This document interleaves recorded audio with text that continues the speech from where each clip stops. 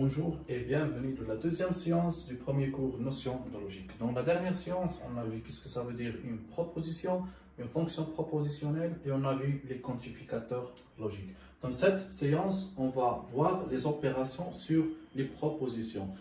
Donc, on va voir premièrement la négation d'une proposition. Deuxièmement, on va voir la conjonction de deux propositions. Troisièmement, la disconjonction de deux propositions. Quatrièmement et cinquièmement, on va voir l'implication et l'équivalence. Et sixièmement, on va voir les lois logiques et qu'est-ce que ça veut dire une loi logique. Donc, cette deuxième partie sera divisée en deux séances. Donc, premièrement, on va voir la négation d'une proposition. Qu'est-ce que ça veut dire la négation d'une proposition? Alors, soit une proposition P. La négation d'une proposition P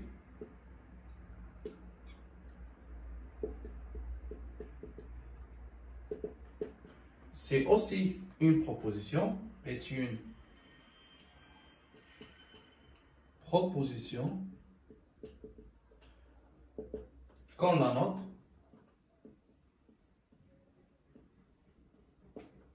On a deux manières de noter la négation d'une proposition. Soit on fait P avec une barre, ou bien le symbole comme 7 avec P.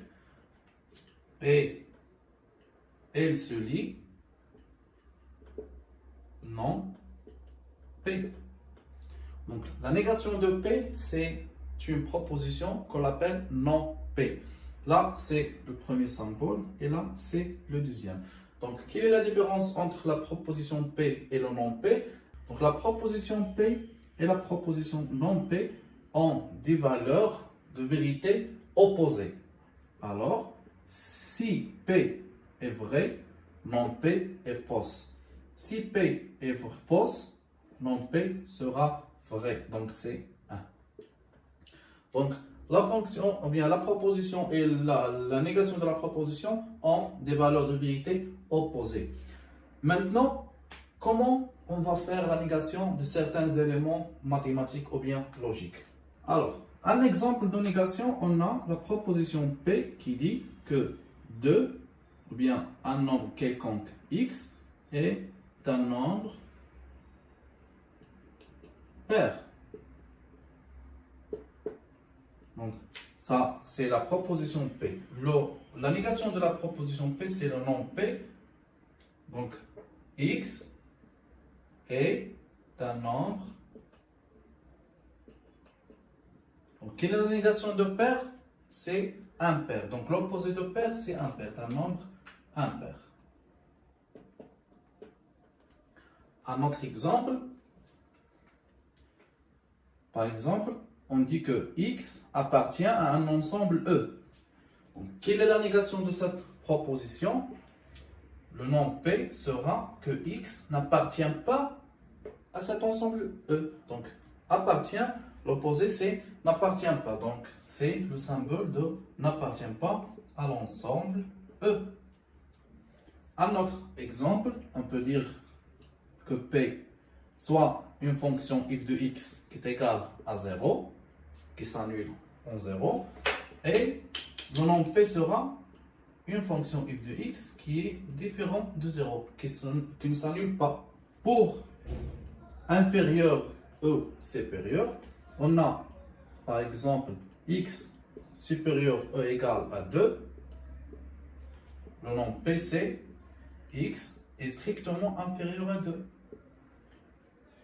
X est strictement inférieur à 2, ou bien strictement supérieur à 2, le nom P sera quoi? Sera que x est inférieur ou égal à 2. Donc pourquoi on ne fait pas supérieur ou égal, la négation sera inférieure ou égale? Ou bien strictement supérieur, la négation sera strictement inférieure. Parce que lorsqu'on dit que x est strictement supérieur à 2, c'est que x supérieur ou égal à 2 et que x différent de 2. Donc lorsqu'on fait la négation de x strictement supérieur à 2, on fait la négation de x supérieur ou égal à 2 et de x différent de 2. Donc, la négation de supérieur à égal à 2, c'est inférieur ou égal à 2. Et on a aussi que x est égal à 2. Donc, là c'est 2. Donc, x est inférieur ou égal à 2 et que x est égal à 2. Donc, ça nous donne quoi? Ça nous donne x inférieur ou égal à 2. Donc, la négation. Par contre, si on a x supérieur ou égal à 2, donc x il est supérieur ou égal à 2 et x égale à 2. Donc, il est strictement supérieur à 2 et que x est égal à 2. Donc, la négation de x strictement supérieur à 2, c'est que x strictement inférieur à 2. Et la négation de égal, c'est différent. Donc, on dit que x est strictement inférieur à 2 et que x est différent à 2. Donc, ça va nous donner quoi? X strictement inférieur à 2. Donc, lorsqu'on a l'infériorité ou bien la supériorité avec l'égalité, sa négation, c'est seulement l'infériorité ou la supériorité. Et vice-versa. Alors, comme on a vu, la négation de égal, c'est différent. Et pour la négation des quantificateurs, on a vu que la négation de quel que soit, c'est qu'elle existe. Et la négation de qu'elle existe, c'est quel que soit. Alors, si on a par exemple, quel que soit x appartenant à l'ensemble E, on a la fonction propositionnelle P de x. Alors, quelle est la négation de cette proposition? Donc, la négation, voilà, qu'elle soit I, Q de x. Donc, la négation, c'est Q de x bar. C'est quoi? Donc, on va faire la négation du quantificateur, la négation de la fonction propositionnelle, mais on ne touche pas le variable qu'il appartient à quel ensemble. Donc, on change seulement le quantificateur et la négation de la fonction propositionnelle. Donc, cette proposition devient, il existe un x qui appartient à l'ensemble E tel que la négation de P de x. Donc, on change seulement le quantificateur et la fonction propositionnelle. Un autre exemple, il existe un x appartenant à un ensemble, par exemple R, tel que q de x, une fonction q de x, ou bien tel que x est inférieur ou égal, par exemple, à 0. Donc sa négation sera, donc qu'il soit p de x, non p de x, c'est l'inverse, ou bien la négation de il existe, c'est quel que soit. On va garder x appartient à R, parce que cet ensemble doit appartenir à R pour qu'il vérifie la fonction propositionnelle. Donc, la négation de x inférieur ou égal à 0, c'est x strictement supérieur à 0. Donc là, c'est comment on fait la négation des quantificateurs. Alors, deuxièmement, la conjonction de deux propositions. Qu'est-ce que ça veut dire la conjonction de deux propositions? Par exemple, soit P et Q de propositions. Donc la conjonction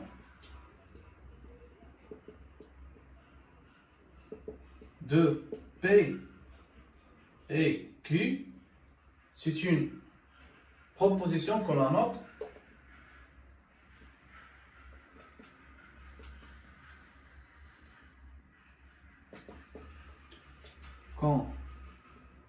note P, un V inversé comme ça, et Q. Et elle se lie P et Q. Donc la conjonction, c'est P et Q. La conjonction de P et Q, c'est P et Q. Alors, on peut utiliser cette symbole-là, ou bien on peut écrire E. Donc, cette conjonction, c'est une proposition. Cette proposition, quand il est fausse et quand il est vrai. Donc, cette fonction est vraie si et seulement si P et Q sont tous les deux vrais. Donc, la conjonction أو العطف باللغة العربية c'est une proposition اللي ما كتكون صحيحة إلا في حالة واحدة، كتكون صحيحة في حالة واحدة وهي أن les deux propositions sont vrai. Et là, le tableau de vérité, je nous dis qu'on a maintenant. Là, c'est P, là, c'est Q. Alors, CP est vrai et Q est vrai. CP est vrai, Q est fausse. CP fausse, Q vrai. Ici, les deux sont fausses. Alors là, c'est P et Q. La conjonction de P et Q. Alors, quels sont tous les deux vrais? Alors, la conjonction est vraie. On a Q fausse, donc la conjonction est fausse. P fausse, la conjonction est fausse. Les deux sont fausses. La conjonction est fausse. Un exemple réel, on a les élèves de baccalauréat de cette année, courant année, donc c'est 2023. Alors, ils vont participer au concours de la médecine. Donc, le concours de la médecine a deux critères. Qu'il soit un bac 2023, par exemple, et qu'il soit avec une note, par exemple, 14,50, 14,5. Là, on va faire comme le tableau de vérité. Donc, on a le bac 2023, élève A, élève B, élève C et élève D. L'élève A eu un moyen 14,5 ou bien plus, donc c'est OK. Et il a un bac 2023, donc OK.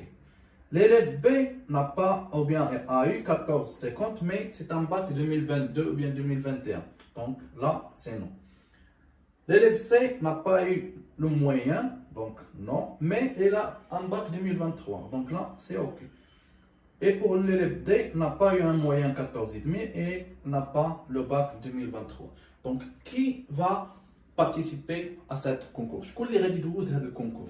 Donc, c'est clair que l'élève A, car il a les deux critères.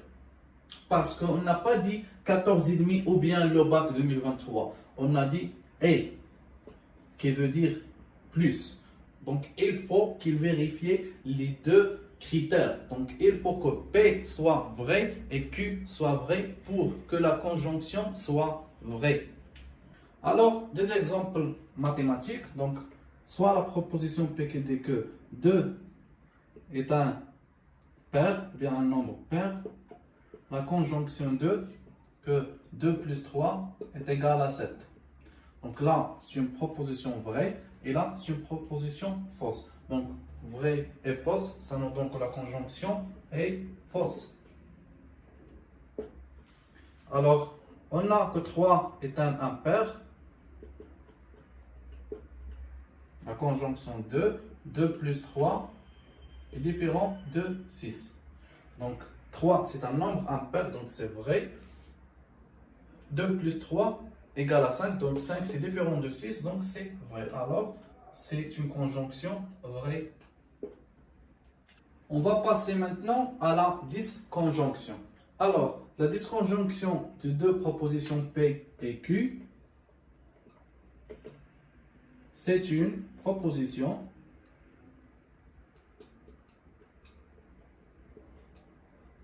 qui est fausse dans un seul cas, dans le seul cas où P et Q sont tous les deux fausses.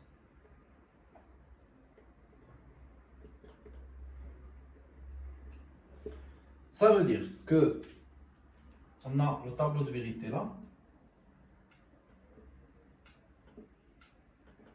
Alors, avant de parler tableau de vérité, la disconjonction, on la note par P, le symbole V, Q. Et se lit P ou Q. Donc P ou Q, ça veut dire P ou bien Q. Donc, soit que P est vrai ou bien Q est vrai, la disconjonction est vraie. Le seul cas que la disconjonction est fausse, c'est P est fausse et Q est faux. Alors là, on a P, Q, P, O, Q. P est vrai, Q est vrai, alors la disconjonction est vraie. P est fausse, ou bien P est vrai et Q est fausse. Il se fait qu'une seule proposition soit vraie, qu'il vérifie la disconjonction, donc elle est vraie. P est fausse, Q est vrai. On a une proposition vraie, donc la disconjonction est vraie. P est fausse, Q est fausse, donc la disconjonction est fausse.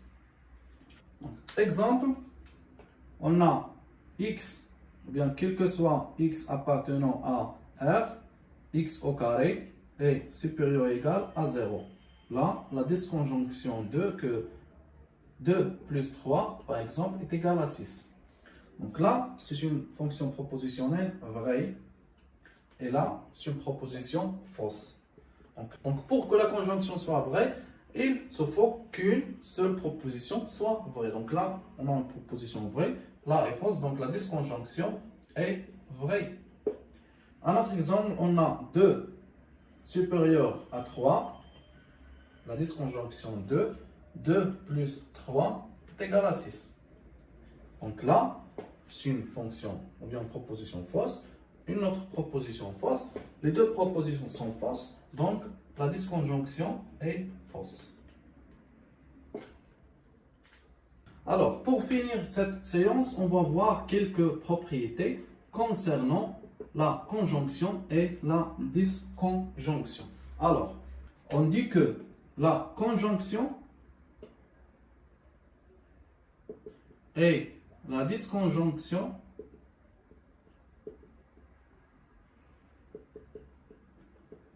sont commutatifs. Ou bien commutatifs. En arabe, c'est tabaduliya. Ça veut dire qu'on peut écrire que Q, ou bien P et Q, la conjonction dans cette forme, ou bien on peut l'écrire, ou bien on peut écrire Q, la conjonction de P. Q et P. Ça veut dire P et Q, ou bien Q et P, c'est la même valeur de vérité, la même conjonction, c'est l'égalité. Même chose pour la disconjonction, on peut écrire P, E, Q, c'est la même chose que Q ou P. Là, c'est la commutativité. Alors, la conjonction et la disconjonction sont additifs. Qu'est-ce que ça veut dire additif? Alors, soit trois propositions P, on va dire P et Q et R, telles que Q et R dans des parenthèses. C'est la même chose si on a dit P et Q dans des parenthèses, puis et R. Et c'est la même chose si on écrit P et Q et R. Donc, même chose pour la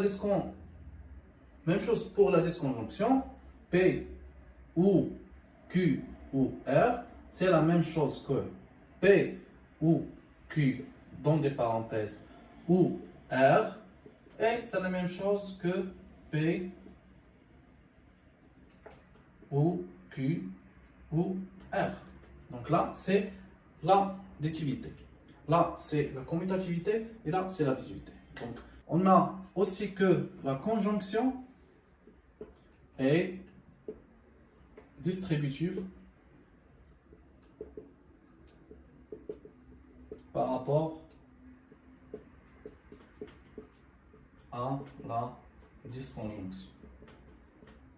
Qu'est-ce que ça veut dire distributif? C'est comme le développement. Donc, si on a A fois B plus C, alors on écrit A fois premier élément B plus, donc dans des parenthèses, plus A fois le deuxième élément. Donc, on va appliquer la même chose. On a P et Q ou R. Donc, c'est P et Q, c'est égal P et Q, ou P et R. Donc là, c'est ce qu'on appelle que la conjonction est distributive par rapport à la disconjonction. La même chose pour la disconjonction, elle est distributive par rapport à la conjonction. La disconjonction est distributive par rapport